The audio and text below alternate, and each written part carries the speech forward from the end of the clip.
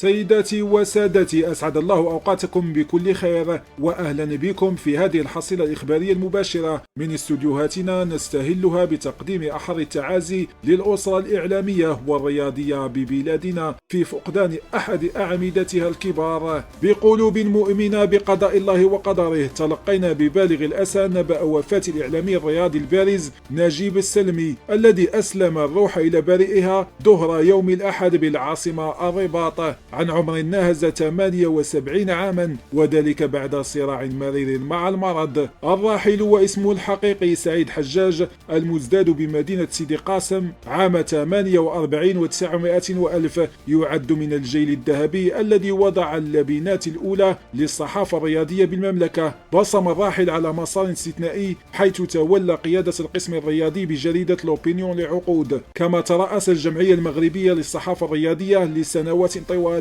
واكب خلالها كبريات المحافل الدولية وتطور الكرة الوطنية. ومن المنتظر أن يوارى جثمان الفقيد الترى اليوم الاثنين بعد صلاة الظهر بمقبرة الشهداء بالرباط بموكب جنائز مهيب يليق بمكانته في قلوب المغاربة. رحم الله الفقيد وأسكنه فسيح جناته، وإنا لله وإنا إليه راجعون. شكرا لكم على طيب المتابعة، والآن نترككم مع بقية برامجنا. إلى اللقاء.